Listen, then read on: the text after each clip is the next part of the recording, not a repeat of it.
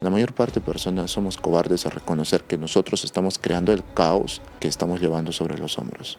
El peligro es amoroso con los humanos. Necesitas peligro para crecer. No tienes para comer en tu casa, entonces dices, ¿dónde trabajo? Quien ayuda está herido, está proyectando su falta de ayuda a sí mismo en los demás. No está mal, simplemente es que un día se van a dar cuenta. Esto se llama síndrome mesiánico. Antes de que empieces a hacer una tarea, ya es difícil. Empieza la tarea, se convierte en difícil. Tan difícil lo toma tu percepción que te bloqueas. Alquimista, ¿por qué el ser humano siempre busca escapar de la realidad y no busca estar presente? ¿Por qué preguntas? Porque siempre me pasa también que cuando estoy, o me ha pasado algún evento vergonzoso, siempre intento no pensar en ello para poder estar tranquila. Eres cobarde, ¿sabes? No, no sabía. Pero te das cuenta que huyes de tu realidad. Sí, Ahora, ¿por qué te has acostumbrado a huir de tu realidad? porque no quiero sentir dolor, ¿no? O sea, no quiero sentir esa vergüenza, esa culpa, o de repente miedo. Tú ya lo sabes, pero aún así sigues huyendo. Es decir, Sí. eso se llama ser soberbio con la vida. Sé que no debo hacer algo o me duele algo, pero aún así lo sigo haciendo. Ujú. Hay un trastorno que es el masoquismo. Tú eres masoquista. No, o sea, desde el punto que dices masoquismo o como lo entiendo, no, porque no me gusta el dolor. Pero aún sabiendo que el dolor que tú sientes lo haces por evitar, aún así sigues allí. Sí, Si tú sabes que estás evitando al dolor, huyes del dolor y sabes que necesitas enfrentarlo, porque lo sabes, sí. ya lo sabes, pero aún así sigues jugando en el dolor. Ujú. ¿Cómo le llamas a eso? Masoquismo. Puede ser un cierto tipo de masoquismo, pero principalmente quiero adentrar más que esto sea para ti, para todos. Yo también soy masoquista conmigo mismo. Todas las personas en cierto nivel somos masoquistas, todos. Todos huimos de una realidad que estamos evitando. ¿Y sabes qué es aquello que realmente nos perjudica? Te pregunto, ¿te has dado cuenta que durante toda tu vida has estado huyendo del dolor? Sí. Y te has dado cuenta que detrás del dolor está Ujú. el regalo de la vida, está tu éxito, está tu atrevimiento, tu arte de cantar, de bailar, de disfrutar la Ujú. vida. Pero aún así tú has preferido esconderte detrás del dolor. Es decir, Sí. sabiendo que puedes ir a conquistar todo lo que tú quisieras, eliges seguir con esa excusa de victimismo barata. Es que me duele, es que el Ujú. dolor es fuerte. Y ahora, no quiero ser tampoco como alguien podría mirarme, como que duro. No, ahí hay dolor, Ujú. detrás de eso hay dolor. Pero un día hay que hablarle a ese ego que tenemos y decirle, ¿hasta cuándo, carajo? ¿Y cómo hago para entenderme, no? Porque pasa que también, o me pasa también, no sé si a muchas personas, sé de repente como que en teoría qué es lo que tengo que hacer, pero en la práctica todavía no. O sea, no puedo todavía conocer ese dolor, ¿no? Porque, claro, me gustaría vivir libremente como Ok, tú dices, ¿cuál es pero ese dolor? mm, Mencióname cualquiera que tú tengas. frustración, Frustración, ¿ok? Es decir, tú sabes cómo salir de la frustración, pero no sabes cómo hacerlo, algo así. ¿ok? Ujú. No, te estás mintiendo. Mm. Según tú, ¿cómo crees que tendrías que salir de la frustración? Pienso que de repente siendo un poco más productiva, averiguando y no estancándome en las cosas que de repente debería hacer, ¿no? Y frustrándome, o sea, me encasillo en esa frustración. Ok, ¿has hecho eso? Lo he practicado, pero siempre puede más la frustración. Es decir, que a pesar de que hayas buscado más información, aún así hay frustración. Ujú. ¿Sabes qué hacer después de eso? No. Muy bien. Eso me da gusto, porque ahora sí te puedo ayudar. Mira, ¿cuándo fue la última vez que te has frustrado? Digamos haciendo un trabajo, Excelente, haciendo un trabajo. Entonces, te frustras, ¿por qué específicamente? porque pienso que no lo puedo hacer o de repente lo veo muy complicado, pienso que es muy complicado y Ujú. yo solita me complico, ¿no? Entonces, cuando ves a un problema o a un trabajo, una tarea que es complicada, ¿qué haces Mm. tú? Me frustro, me bloqueo. Te bloqueas. Te bloqueas y después te frustras. Ujú. Caes en culpa y caes en este círculo vicioso. Sí. Muy bien. Todo se ha originado con algo, una creencia. La primera creencia que has estado alimentando, desde renacer nosotros utilizamos 3 elementos importantes. Para que se pueda dar un problema a nivel personal, tuvieron que pasar 3 elementos importantes. Uno es el elemento de creencias y pensamientos. Esta es una parte cognitiva. La segunda es una parte emocional y la tercera es una parte física. Es decir, en la parte física también hay una memoria. Nuestras células tienen una memoria. Detrás de cada ADN hay una memoria. Por eso se puede reconstruir cualquier cosa. Pero al punto que quiero llegar es esto. Te das cuenta que lo primero que tú ya tienes en tu mente es que aquello que vayas a hacer es difícil. Sí. Y te das cuenta que al momento de decir, antes de que empieces a hacer una tarea, ya es difícil. Empieza la tarea, se convierte en difícil. Tan difícil lo toma tu percepción que te bloqueas. Ujú. ¿Quién ha creado esa realidad de ser difícil esa tarea? Yo. Tú, exacto. Tú lo has creado. Entonces este paso es importante de reconocimiento porque, ¿sabes? La mayor parte de personas somos cobardes a reconocer que nosotros estamos creando el caos que estamos llevando sobre los hombros. Todos. Este es el cerebro del macaco, la mente del macaco. Cada vez que hay caos, el macaco no quiere aceptar que él originó ese caos. Lo que hace es mirar a su alrededor y decir, ¿a qué macaco lo culpo? Y como tengo una madre macaco que es víctima también, pues a mi madre la culpo, o a mi padre porque me abandonó, o a mi madre que me golpeó, o a mi hermana que me quitó el amor de mi padre, o al gobierno porque no me están proveyendo socialmente hablando. Entonces, cuando uno se acostumbra a esta mente macaco, que tú lo tienes, que todo el mundo lo tiene, entonces están cometiendo un grave delito para la vida. Estás dejando de creer en ti inmediatamente porque estás mirando afuera. Cuando tú crees en ti, tú dices, yo lo voy a resolver porque yo creo mi realidad. Pero la mente macaco se forza a no resolver nada e indirectamente lo que hace es, no quiero creer en mí. Seguramente alguna vez dijiste, yo voy a creer en mí, tienes que creer en ti. Muchas frases motivacionales. Claro, como que tú puedes, tú puedes. Exacto. Pero el problema es que somos tan ignorantes, tenemos tanta soberbia, tanto juego en nuestra mente, que con nuestros pensamientos, acciones, emociones, lo que estamos haciendo es todo lo contrario. Nos estamos enseñando a nosotros mismos diciendo, yo no creo en ti. Entonces, cada vez que tú señalas a alguien, es porque para que tú digas que esto es, para que tú digas que hacer una tarea es compleja, es que hubo un inicio. Todo tiene un inicio. Ujú. Y tuviste que alimentar ese inicio constantemente, es decir, ese episodio. Y ese inicio, ¿cómo se alimenta? O sea, de repente porque, o sea, pues, de repente está hablando mi mente macaca, pero de repente me han hecho un trauma de niña, o cómo Lo origino vas a ese descubrir pensamiento. ahora. Dime cuándo fue la primera vez que te acuerdas que tú te sentiste bloqueada. Ah, en el colegio. Ok, No me ¿cuántos años gustaban las tenías? matemáticas. Unos 8, 8 10. años. En la escuela. En el colegio, sí. Ok, ¿qué pasó? Cuéntame. No me gustaban las matemáticas. Ujú, Y para mí las matemáticas eran difíciles, más que otros cursos. ujú, Y en realidad, creo que era porque cuando mi papá era profesor, ujú. es profesor, entonces cuando mi papá me enseñaba no de una manera amable. Entonces yo prefería no estudiar con él. Ok, Ujú. ahí está. Ahí está. Sí, ahí está. Ahí se originó.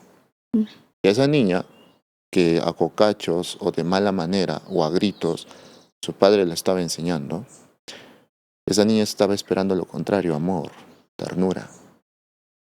Y esa niña sigue habitando en tu presente.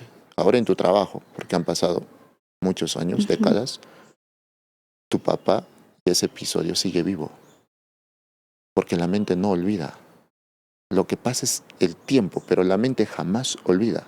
Ujú. Entonces esa niña aún sigue presente, pero no es una niña valiente, es la niña herida que no pudo sostenerse porque no tenía los recursos en ese momento.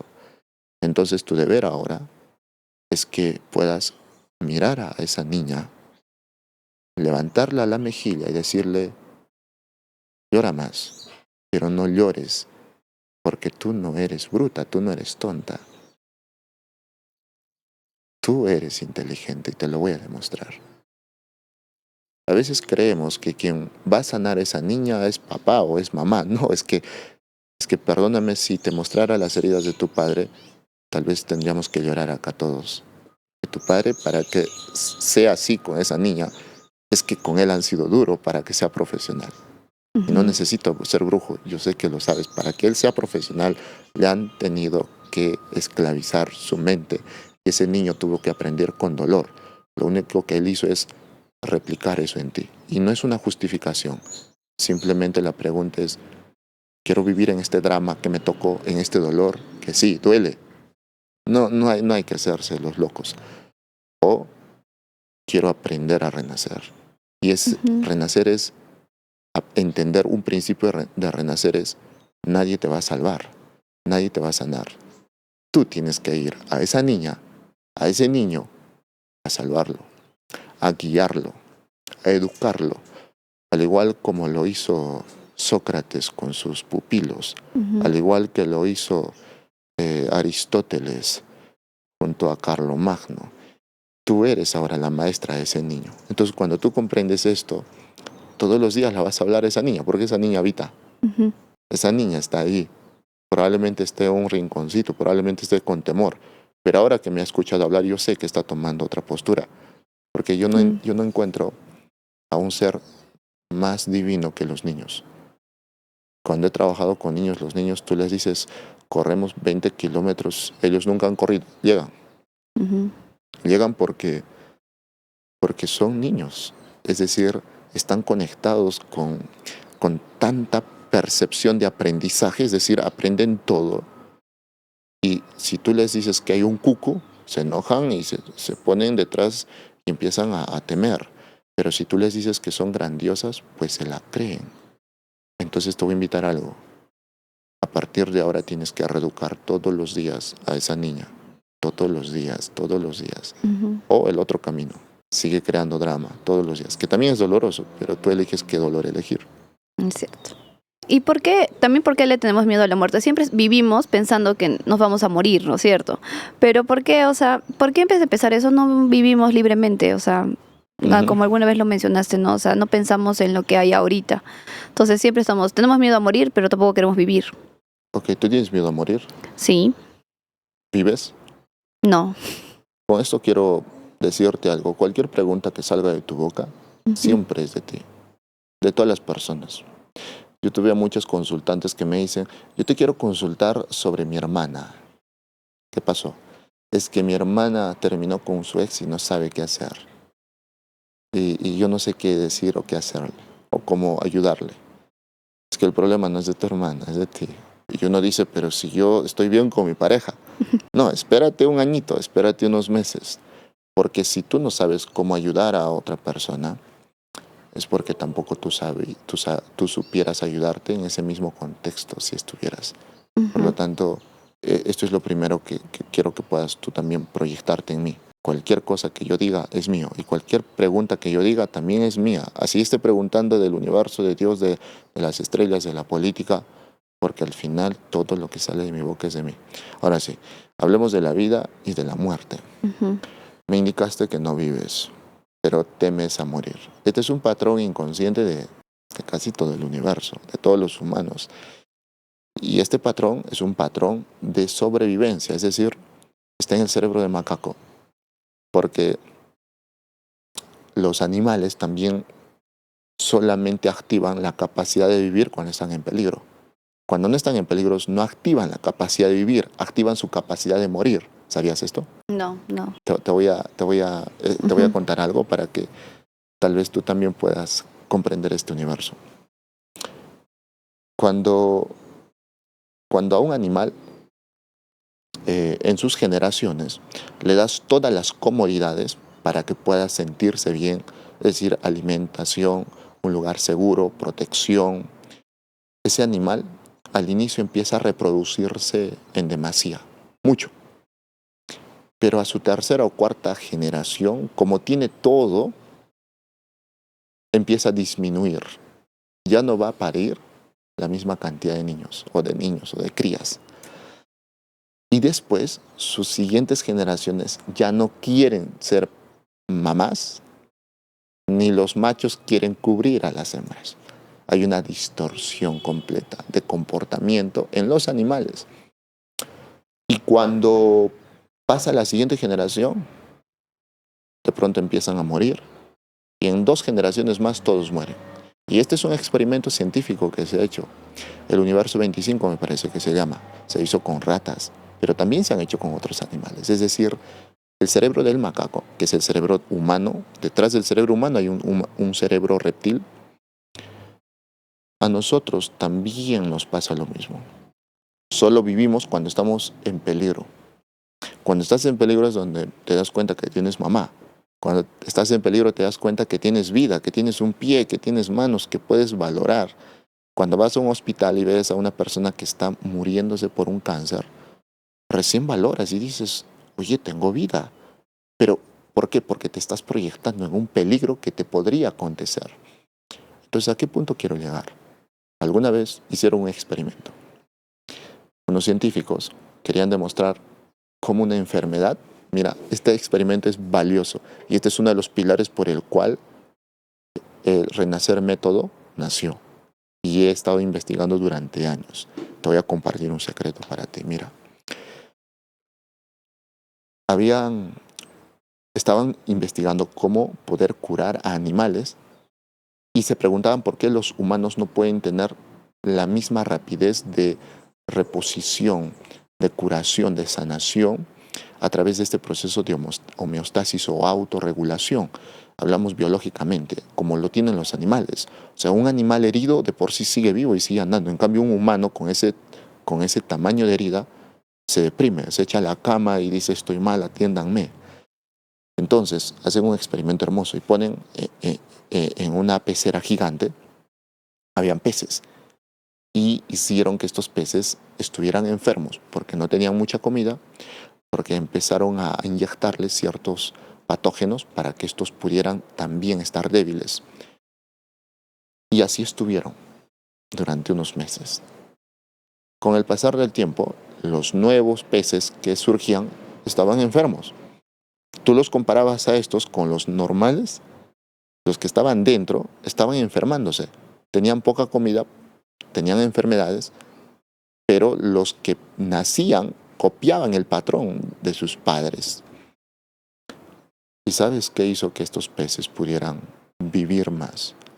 Porque debes entender que en este lugar estaban seguros, estaban protegidos, solo que estaban enfermos, que eso era lo que se tenía que comprobar en este experimento, a diferencia de los que estaban afuera en el mar. Entonces pusieron a un depredador. Pusieron a un depredador y ¿qué crees que pasó con los peces?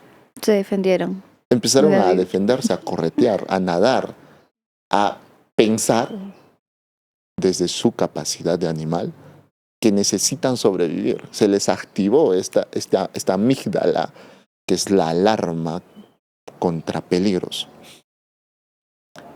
Y los peces cada día estaban más vivos. Cada día estaban más vivos. Entonces los científicos llegaron a una conclusión. Para que un animal pueda vivir más, si hablamos de esta capacidad de sentir más, de estar alertas, de reproducirnos, de conservar nuestra especie, necesitamos peligro, necesitamos un depredador. Y esto también les pasa a los humanos. Alguna vez tú me preguntaste en algún podcast, ¿por qué las personas estamos esperando al dolor para cambiar? ¿Por qué no podemos renacer sin el dolor? ¿Acaso es necesario el dolor para renacer? Pues no parece tan romántico ello, ¿verdad? Pero es que así actúa nuestro cerebro de macaco. Y como las personas vivimos con nuestro cerebro de macaco, que es nuestro cerebro primitivo, más que con nuestro cerebro pensante racional, lógicamente que nos sometemos a esa realidad. Por esa razón es que, si te das cuenta, todos los alumnos que están en Renacer no han entrado porque estaban bien, no han entrado porque estaban felices. La empresaria entró porque estaba en un divorcio. El señor que tiene su negocio entró porque su hijo acaba de fallecer y está en duelo. La señora de Ecuador entró porque porque hace años no supera el duelo de su niño.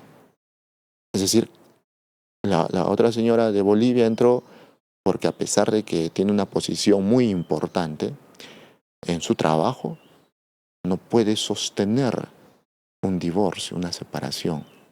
Entonces, tuvieron que experimentar un peligro para que digan, ¿a dónde voy?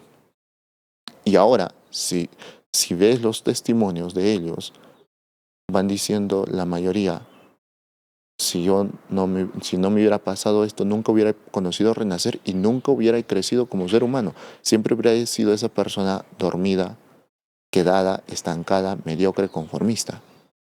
Entonces uno dice, parece que ha sido muy bueno que uno se enferme, parece que ha sido bueno que uno se divorcie, parece que al final cada quien elige qué quiere ver y qué no quiere ver. Entonces, el peligro es amoroso con los humanos. Necesitas peligro para crecer. No tienes para comer en tu casa, entonces dices, ¿dónde trabajo? ¿Dónde busco un trabajo? Tienes una deuda en el banco que te están presionando y dices, ¿qué más hago? ¿Cómo hago para que me paguen más? Tienes un problema emocional y te preguntas, o me voy a otro mundo o aprendo a vivir. Entonces voy a buscar libros, voy a ir al gimnasio, voy a abrazarme más, voy a elevar mi autoestima.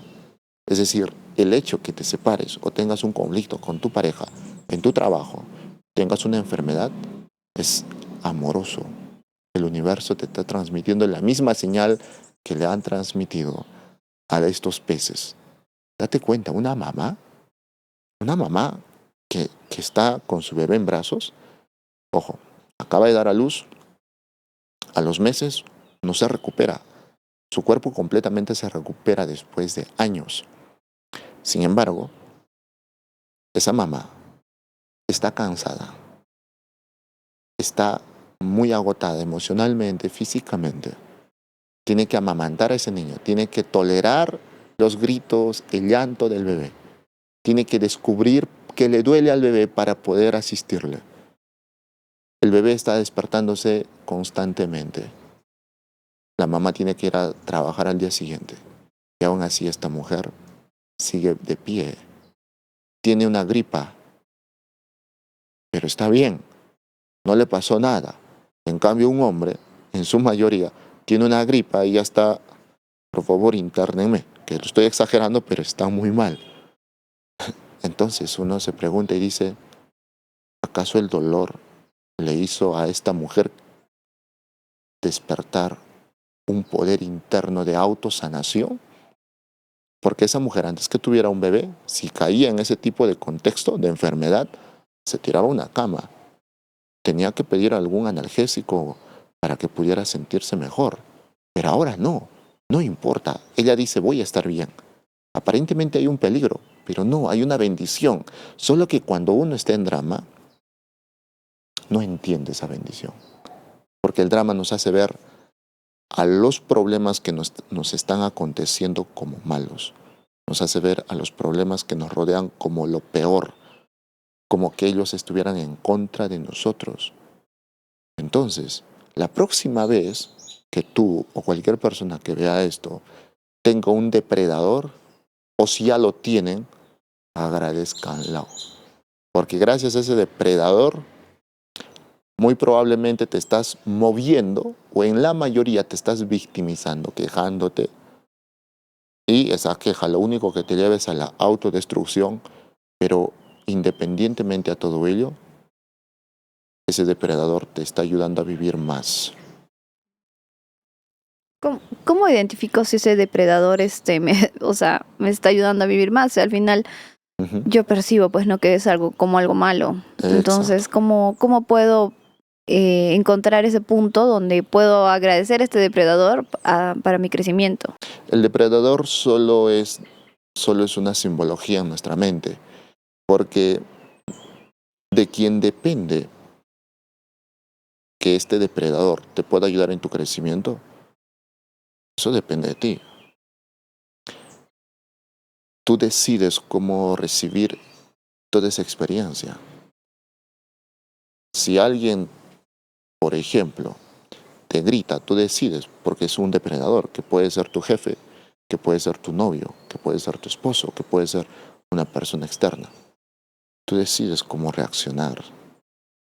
Pero si estás con tu mente reactiva, que esta es una capacidad de la mente reptiliana, arcaica que tenemos, lo que vas a hacer es pelear, sentir que ese depredador, es decir, esa persona está en contra de ti. No, no está en contra de ti. Es tu percepción, es tu diálogo interior. Por eso que una de las claves que tocamos y que debes de comprender es cuál es tu código detrás de tu vida. Porque detrás de tu vida hay un conjunto de códigos que se transmiten principalmente a través de la comunicación. Una comunicación interna, diálogo interno podría ser: ¿qué tal esta tarea que me están dando es muy difícil? Entonces, si yo estoy codificada que todo lo que voy a hacer es difícil, voy a tener muchos problemas. Pero también me puedo recodificar, que eso es transmutar. Puedo decodificar todo, recodificar a lo que yo decido. Porque a diferencia de los animales que solo reaccionan cuando hay un depredador para sobrevivir, los humanos podemos transmutar, es decir, convertir el dolor, el miedo, las inseguridades, los conflictos, lo podemos convertir en oro. ¿Y a qué me refiero en oro? En lo que tú deseas. Por eso que un alquimista no es el que sana, es el que transforma su dolor en oro. Y oro, puedo llamarle paz, puedo llamarle transformación, crecimiento, motivación, pero es algo que internamente puedes conectar. También mencionaste que tú sufrías de fobia social. Entonces, antes de convertirte en alquimista, ¿cómo hiciste tú para transmutar esa fobia social y convertirte ahora en el alquimista que eres? Primero pasé por el drama, Ujú.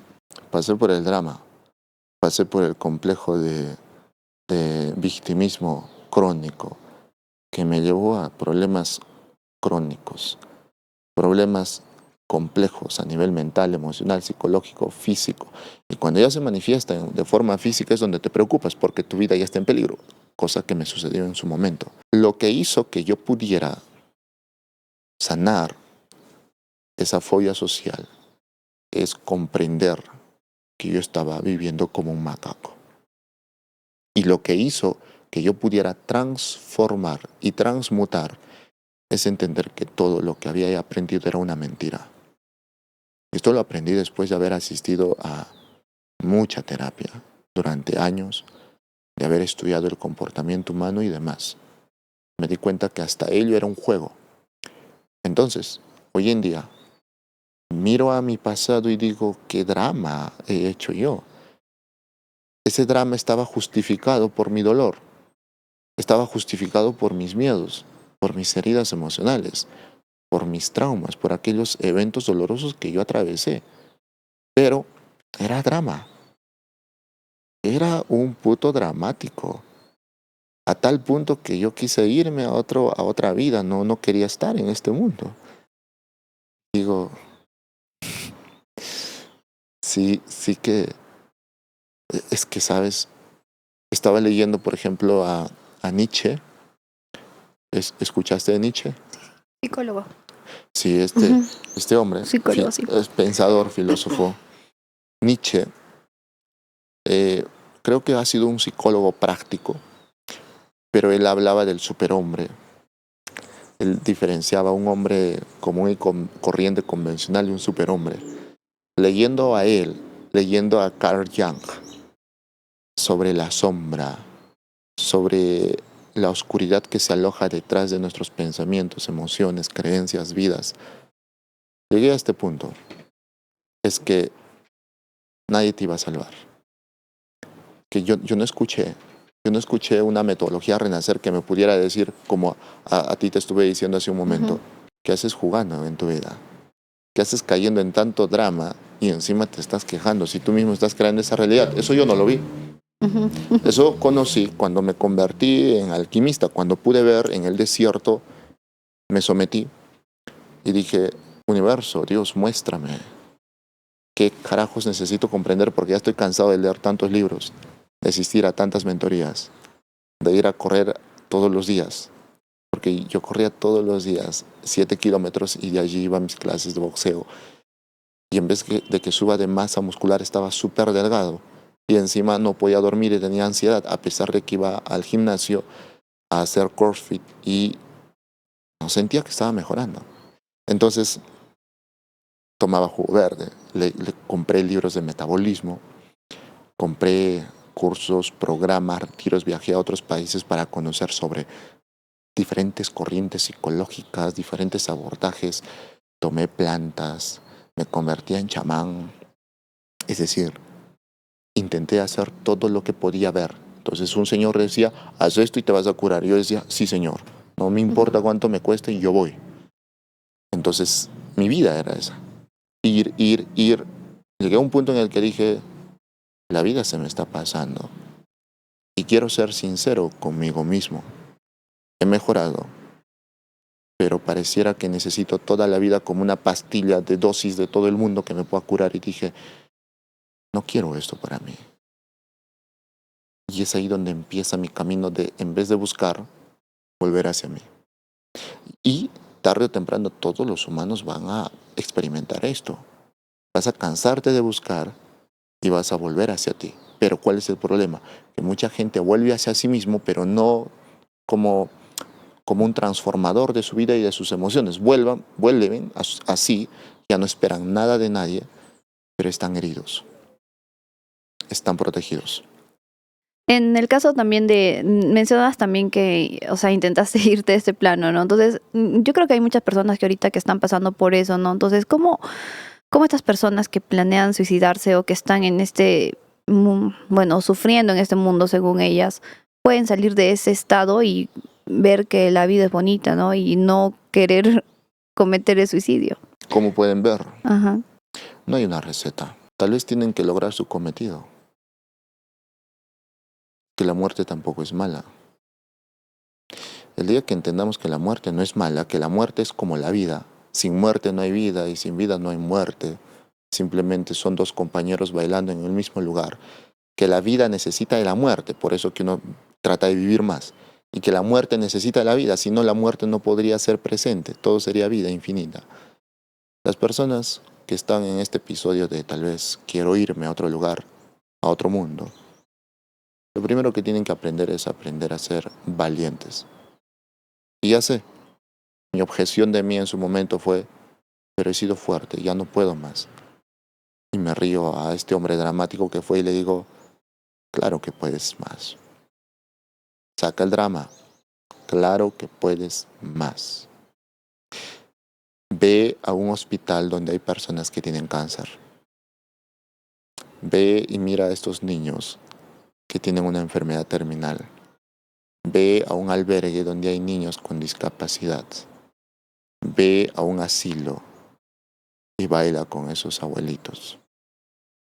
Ve y viaja a las alturas donde hay personas que sobreviven con $1 al día para que te des cuenta cuánta vida te estás perdiendo, cuánta vida no estás valorando por tus dramas, por tus dolores, por tus traumas. Y te entiendo, sé que hay dolor allí, pero tú eliges, ¿te sigues matando porque estás haciendo eso?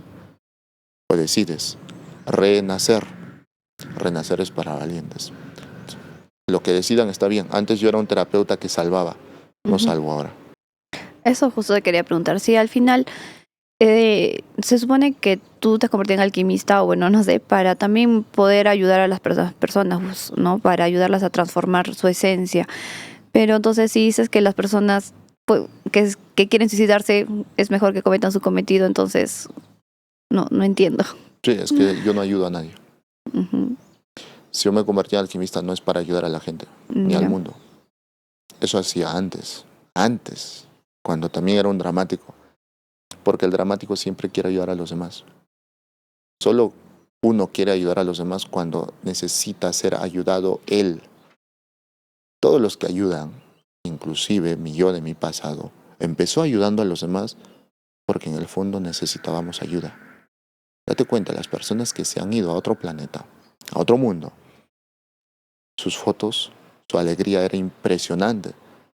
Y cuando se enteraron, su familia, que se fue, uno dijo, si este era el hombre más risueño. Hay un actor muy famoso que se quitó la vida. Hay muchos cantantes, pero hay uno en particular que daba su ONG, apoyaba, aportaba millones de dólares a niños con cáncer, escuelas, albergues, creó su propio albergue y se quitó. Y dijeron sus amigos, pero le vimos un día antes sonriendo. Es más, él era cómico. No. Entonces a veces nosotros caemos en este juego de ayudar. Si quieres ayudar a las personas, te estás destruyendo la vida. No estás haciéndolo desde tu esencia. Quien ayuda está herido, está proyectando su falta de ayuda a sí mismo en los demás. No está mal, simplemente es que un día se van a dar cuenta. Esto se llama síndrome mesiánico, es decir, tratar de salvar al mundo. Y esta religión les ha dicho al mundo, tú tienes que seguir los pasos de Jesús. Pero él jamás hizo eso, jamás fue su objetivo, jamás. Que lo lean en un libro no significa que haya sido realmente ese su objetivo. Entonces, cuando uno se da cuenta de la verdad, que la verdad solo lo puedes experimentar en ti, no lo vas a poder experimentar en un libro, en un texto, en una entrevista como esta. Necesitas ir hacia adentro, necesitas salir de esa cueva de Platón, donde solo hay mentiras y fantasías, muchas trampas mentales y mucha manipulación. Entonces este humano no tiene intención de ayudar a nadie. Que a veces lo hago por mis heridas. Porque, ¿sabes? Si yo veo a una persona que está gateando, a un niño, gateando junto a los bebés sus papás vienen y lo cargan.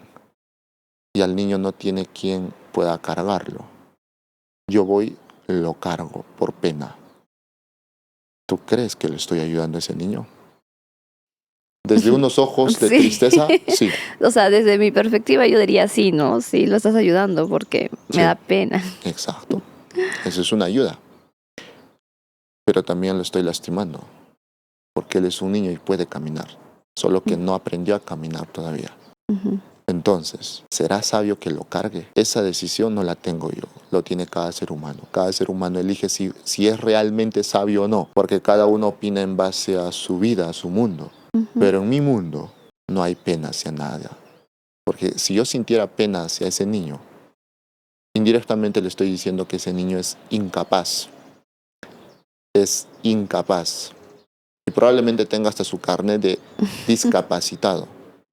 Pero si yo sé que puede caminar, de hecho que te digo, los milagros que hizo Jesús no fue por pena.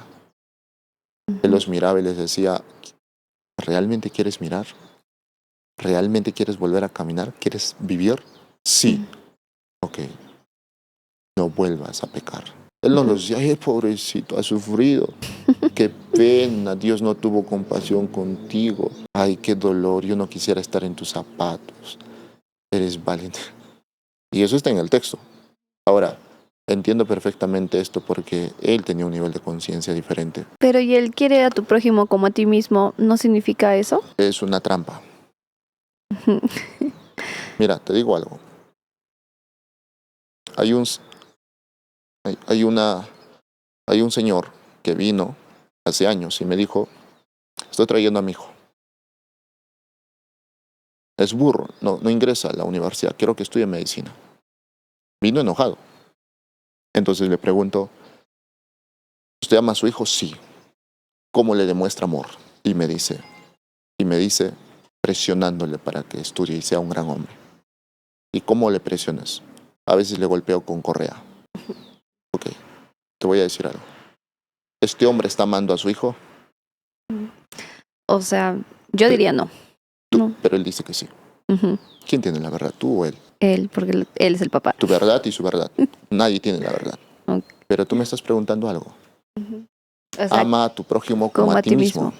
Él está amando a su prójimo como a sí mismo, lo está haciendo, pero desde tu perspectiva no lo está haciendo. Entonces, esta ideología es una trampa completa para quien no entiende. Muchas sectas de niños, en Brasil, en África principalmente, como han llegado muchos albergues y clubs de religiosos a ayudar, pero de diferentes corrientes religiosas, su forma de entregar amor, un niño de 6 7 años a Dios era entregando su cuerpecito, siendo abusado. Tú le preguntabas a ese niño a los 8 años y te decía, se desnudaba frente a ti y te decía, hoy quiero entregar a Dios mi cuerpito. Lloraba y tú lo veías y le decías, ¿por qué estás haciendo esto? Porque yo amo a Dios. ¿Crees que eso es amor? No. Por eso digo que amar a Dios, o sea, ama a tu prójimo como a ti mismo es la trampa más grande que han creado los humanos y los religiosos. Que ojo, si ellos creen que está bien, está bien. Ujú, Cada uno elige con qué términos y con qué políticas vivir esta vida. Pero el día ujú. que descubran estas capas y estas mentiras se darán cuenta que esa fue una tremenda trampa que te hizo perder mucha vida, muchos hijos. Sí, pues porque, o sea, uno trata de pagarse a la religión, ¿no? Es básicamente desde que naces te obligan, o sea, te bautizan, no tienes ni conciencia y estás bautizado. También en los colegios, bueno, yo he estudiado en un colegio de monjas y era Ángelus a mediodía, antes que salgas a rezar, era rezar todos los días, tenías que ir a misa sí o sí todos los domingos, tenías que cantar todas las canciones de Dios y al final era como que me aburrieron. Yo creía en Dios, pero me aburrieron. O sea, y ya me sentía yo pecadora por no seguir lo que las monjitas decían, pues. Exacto. De hecho, que la mayor parte de muchos jóvenes atendí que sus padres eran pastores, que sus padres eran líderes de iglesias y estos jóvenes decidían ser ateos. Es más, algunos padres vinieron y me dijeron, mi hijo te vio en alguno de tus videos y quiere que le ayudes, pero yo no estoy de acuerdo contigo, porque tú no pregonas como nuestro Dios Jesucristo en su nombre, tú no lo haces. Y venían prácticamente como enojados, pero tuvieron que rendirse a decir, ok, voy a hacerle caso a mi hijo, voy a hacerle caso porque él está mal y voy a ir a pedir ayuda. Contra su orgullo y contra sus creencias y dogmas bastante zanjadas, estereotipadas, y cuando hablaba con el adolescente o el joven me decía, estoy cansado, ese Dios no es el que yo quiero creer, porque mi padre pareciera que fuera un gran hombre de Dios, pero lo veo como un monstruo.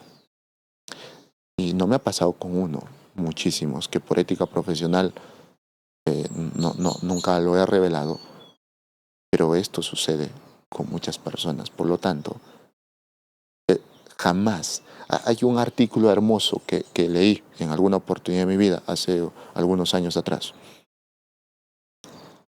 Un pastor de una iglesia muy famoso. Hasta ahora sus prédicas todavía siguen escuchando, pero él ya no está vivo. Este hombre se alejó de la iglesia después de haber construido una bonita iglesia en los Estados Unidos. Después de 2 años, anunció su regreso.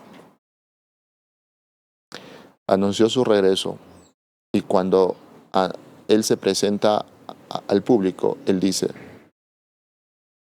me he alejado 2 años porque tuve una crisis espiritual, una depresión espiritual, donde estaba siendo atacado por demonios y monstruos. Una depresión espiritual no es igual que una depresión carnal. La depresión espiritual es para personas que están conociendo la verdadera esencia del universo. Es otra dimensión.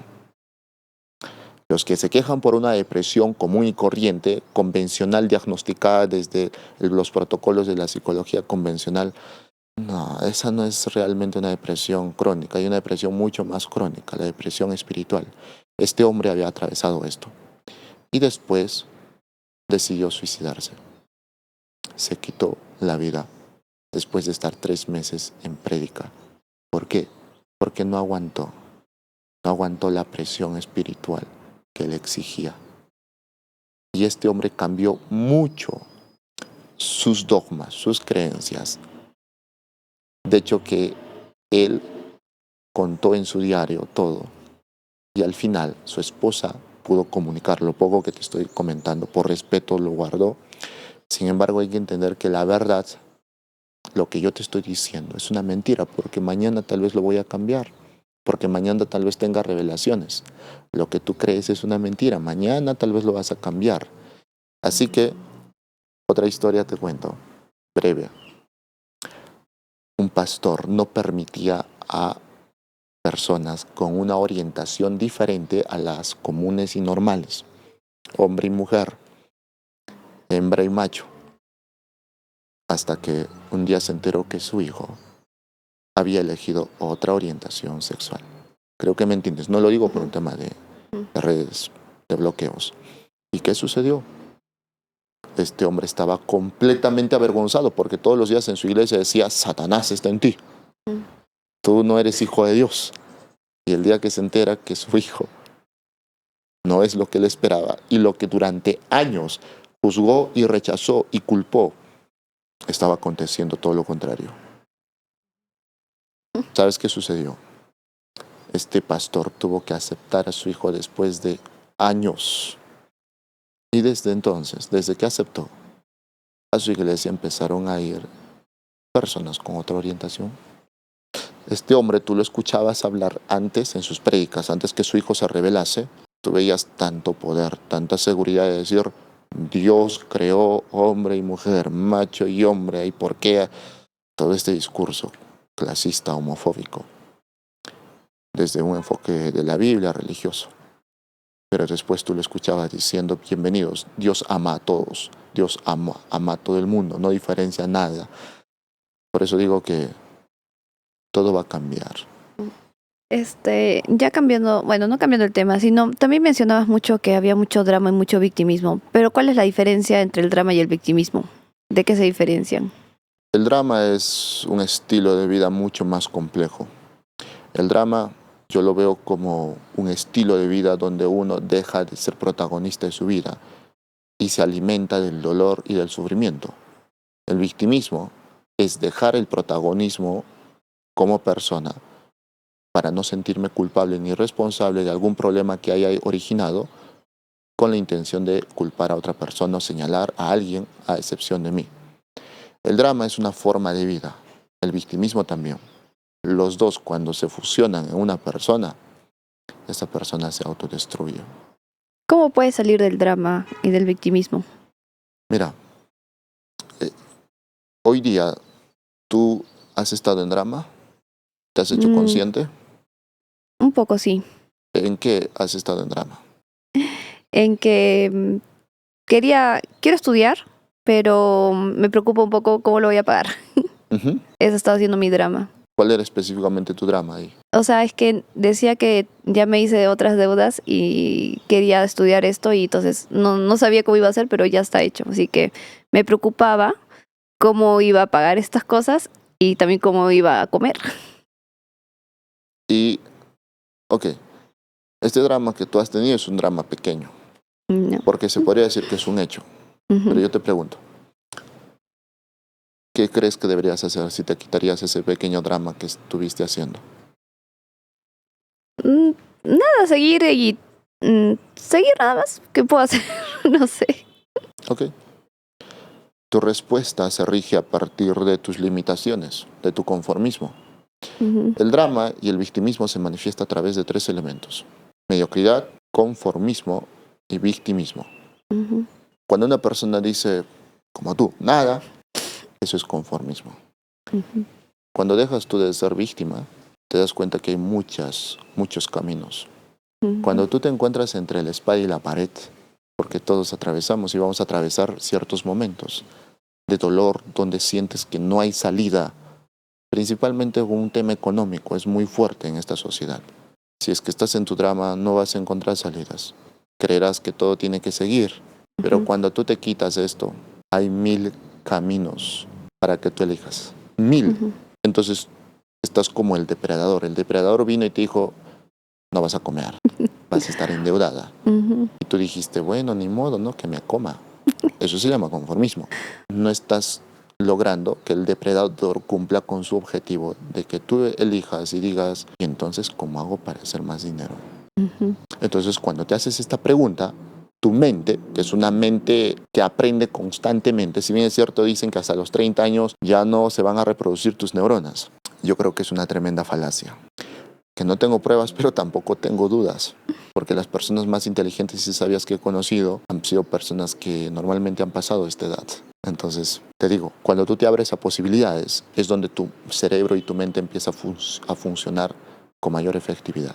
Todas las personas, las personas que tienen éxito en algunas áreas de sus vidas, han estado entre la espada y la pared, Dafne. Todos han estado en un momento donde decían, ¿cómo voy a hacer esto? ¿Cómo voy a pagar? ¿Cómo voy a alimentar a mi hija? ¿Cómo voy a pagar el hospital? Estoy muy endeudado. ¿Cómo voy a salvarle la vida a mi madre, a mi padre? Entonces, cuando tú vives esta experiencia y te das cuenta que no te puedes quedar con el que ni modo, sino necesitas, porque si no tu madre muere, es donde tu cerebro y tu mente y tu conciencia se abre a posibilidades, que algunos eligen posibilidades un poquito negativas, asaltar y delincuencia, pero otros eligen y dicen otro trabajo. Jefe, ¿cómo me puedes pagar más? ¿Qué tengo que hacer más? Por eso que hay gente que me pregunta y me dice, oye, ¿tú has trabajado en todo? Y les digo, no en todo, pero sí en muchas cosas. ¿Y por qué? ¿Y cómo lo hacías? O sea, ¿cuántos años tienes para que hayas trabajado en tantas cosas? No, simplemente hubo un depredador llamado dinero desde una conciencia de carencia que me dijo, o te mueves o te mueres. Y yo dije, me muevo, con dolor y todo, pero te va a dar vergüenza salir a la calle a hacer malabares en los semáforos. Puede más, puedo yo más. No te voy a decir que no tenía miedo, no te voy a decir que no tenía vergüenza. Es yo que tenía que maquillarme la cara para que se amenore mi vergüenza, tomando en cuenta que tenía yo mucha fobia social y aún así lo hacía.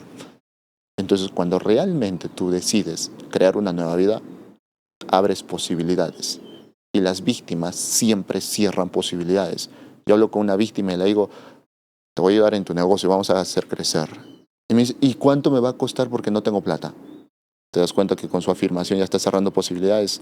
Y yo dije, solo te iba a ayudar y tú ya me estás cerrando.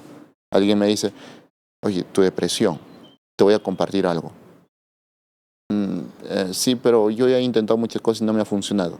Te das cuenta cómo con su diálogo ya me está cerrando sus posibilidades. Tú has cerrado posibilidades hoy día cuando me has dicho igual en tu drama. Ni modo, que no, ni modo. Seguir. Cerraste posibilidades. Entonces, un macaco cierra posibilidades. Lo que hace, lo que decide, lo que vea, siempre está cerrando posibilidades. Entonces yo te voy a preguntar a ti, ¿a partir de ahora vas a abrir posibilidades o vas a cerrar posibilidades? No, abrir posibilidades. Date cuenta de tu lenguaje, date cuenta de tu código. Siempre medita para que te des cuenta. Yo cada vez que voy a cualquier lugar encuentro posibilidades. A cualquier lugar voy y veo posibilidades. Y a veces me siento estancado por un negocio y digo, mejor hago el otro porque veo más. Pero sé que es mi mente macaca que quiere saltar, pero yo veo un montón de posibilidades. Cuando cada vez que viajaba a otra ciudad, a otro país con otra cultura, decía, yo hago esto lo hago. Y llegué al punto de alegrarme solo por saber que hay tantas posibilidades, infinitas posibilidades en este universo.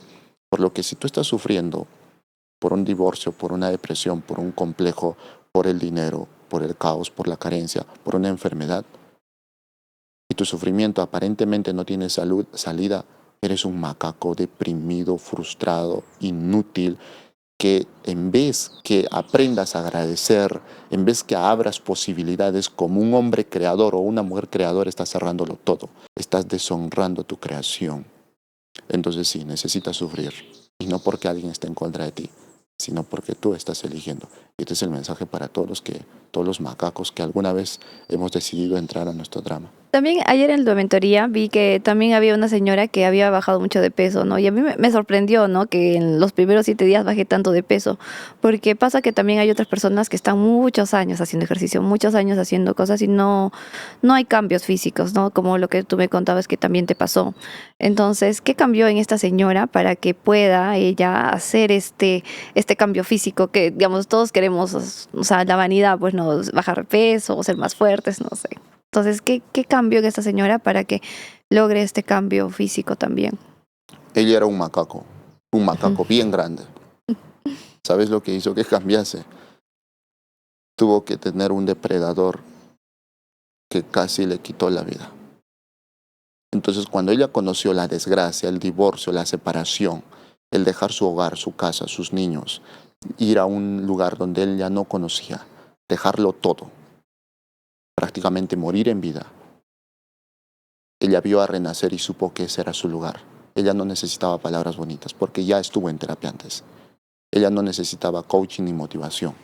Ella necesitaba verdades que ella sabía que iban a ser dolorosas, pero las necesitaba. Por eso que ella decidió inmediatamente entrar al programa. Y desde el día número 1 que ella entró, empezó. Tenía una mente muy fuerte, Macaco, pero nuestro programa estaba sistematizada para personas que quieren renacer todos los días.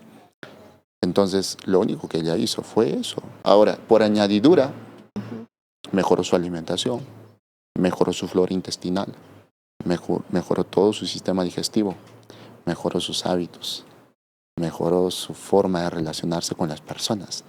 Lo que engorda no es el pollo, no son las papas, no es el camote, no es la yuca, no es el arroz, no es la harina, no son las grasas saturadas. Lo que más engorda son los pensamientos que no puedes desencadenarlos en conciencia.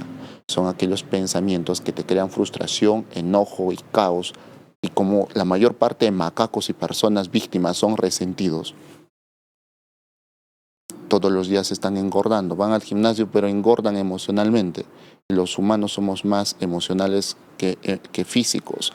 Somos más espirituales que emocionales. Por lo tanto, ese es un juego. Imagínate 14 kilos ella bajó. Claro, porque a mí me sorprende, ¿no? Yo que estoy iniciando recién, yo siento nivel pollito. O sea, yo reconozco que hay muchas cosas que tengo que sanar. Entonces, sí. También las personas también cambian físicamente porque también buscan la validación externa, ¿no? Entonces, ¿cómo podemos lidiar con eso? O sea, sin ser miedo a ser juzgados, a que te miren bien, o no sé, o sea, eso. Hay que salir de ese juego. ¿Tú tienes miedo a que te juzguen? Sí, Ujú. sí. Sal de ese juego. Sal del closet. Sal del drama. Ahora, parece fácil. Es fácil porque yo lo hice, lo hago y lo voy a hacer más. Pero la primera vez que yo intente salir, como que el cerebro de macaco te jala y te dice, no, ven, tú no puedes, tú no.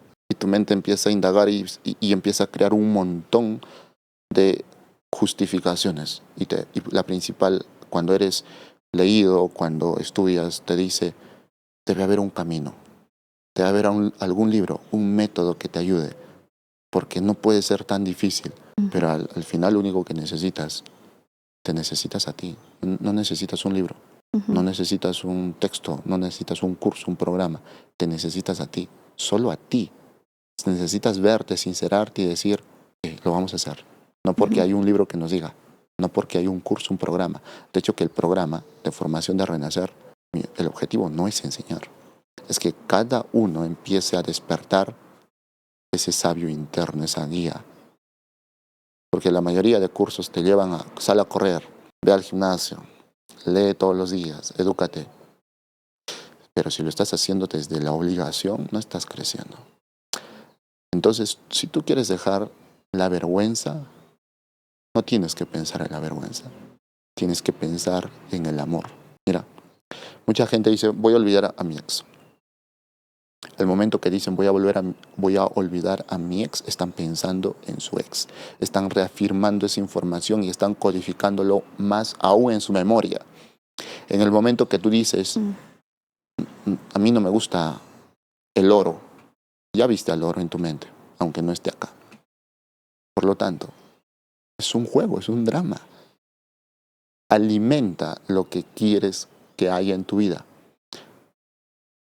¿Qué quieres que haya en tu vida? Crecimiento. ¿Qué sería lo contrario al miedo a la exposición? Sería felicidad, sería libertad. Entonces el miedo a la exposición, el miedo al que dirán, corta la libertad, lo sabes. Entonces alimenta la libertad todos los días. Por ejemplo, en este momento, ¿qué parte de tu cuerpo sientes que se está ocultando en este momento? como ocultando la barriga. O que tiene tu barriga. Ya, mi barriga. Ok, déjalo libre. O sea, acomódate, en este momento haz esto. O sea, acomódate de tal forma que tu barriga sea libre. O sea, sé libre. ¿Sí? O sea, siéntete. Sin miedo. Ok. Ajá. ¿Cómo estás ahora? Más cómoda. Y eso es libertad. Ya está. Ujú. Son estos actos los que te van a crear libertad en tu vida para siempre. Pero mi panza, ¿qué putas te importa? Pero mi novio se va a ir. Ujú. Tú eliges o tu libertad o tu novio. Cada quien tiene libre albedrío. Pero este ejercicio que te acabo de mostrar, hazlo cada instante. Cada minuto, cada hora pregúntate, ¿estoy siendo libre? Ujú. Pero no confundas esta libertad con berrinches de la mente, porque a veces la mente dice que no me siento cómoda hablando frente a la gente. Es tu miedo y hay que diferenciar ello. Pero después de ello, siempre, no hay mejor precio en esta vida que pagar por la libertad. Y el amor no se puede llegar a conocer ni experimentar sin libertad. No hablo de libertinaje, hablo de libertad. Y la libertad siempre empieza aquí y ahora, al igual que hace un momento te comenté. ¿Cuál es la diferencia entre libertad y libertinaje? El libertinaje nace del ego y del miedo, del dolor, del vacío, de la culpa y de la vergüenza. La libertad nace de la conciencia. Cualquier persona que es consciente va a ser libre, pero cualquier persona que es inconsciente va a jugar a la libertad. Una persona inconsciente es aquella que dice, estoy en una prisión, el día que sea libre voy a ser más feliz. No, eso es mentira. La verdadera libertad nace de la conciencia y no tiene nada que ver con hechos físicos, tiene que ver con un hecho interno. Libertinaje nace del miedo, sobre todo del ego. Sobre también las conversaciones incómodas, ¿cómo uno puede, o sea, en este proceso de sanación, cómo puede abordar esas conversaciones incómodas para poder sanarse, ¿no? Porque muchas veces evitamos conversar, o sea, no sé si ahí también tiene que ver el tema de la comunicación, pero no evitan tener conversaciones incómodas, ¿no? Entonces es por eso que de repente, no sé, pelean con sus parejas o con su familia o con las personas. ¿Eso te ha pasado? Sí. ¿Cuándo fue la última vez que o algún episodio que tuviste donde tuviste una comunicación incómoda? Con mi hermana. Uh-huh. Nos peleamos. Por muchos años yo estaba muy enojada con ella. Uh-huh. Y un día salimos y el alcohol fue que hizo que nos afloráramos. Entonces yo le expresé lo que me dolía y ella se disculpó. Pero me di cuenta que por muchos años estaba enojada con ella. ¿Qué le aconsejarías a una persona que tiene conversaciones incómodas o no puede expresar su... Que las tenga, ¿no? Pero yo, si no, que creo que ahí la valentía fue un poquito el alcohol, porque si no, no lo hubiéramos tenido. Así, sanas, tranquilas, no hubiéramos hablado de eso. Bendito alcohol. Bendito. Sí. Bendito alcohol. Sí, yo me doy cuenta que a raíz de esa conversación yo me llevo muy bien con mi hermana ahora. Fue un ratito nomás. ¿Te diste cuenta? Sí. Qué maravilloso. Bendito alcohol. Entonces hay que brindar. ¿Qué le aconsejarías a una persona que no puede tener conversaciones reales? Porque tú ya has vivido esa experiencia y tienes esa sabiduría. Sí, que las tenga, o sea, que no les tenga miedo, ¿no? Que si hay una herida que las abra porque si no va a vivir enojada toda su vida y eso es feo. Exacto. Exacto. Eso es. Así que yo creo que aquí vamos a cerrar. Gracias. Gracias. Gracias.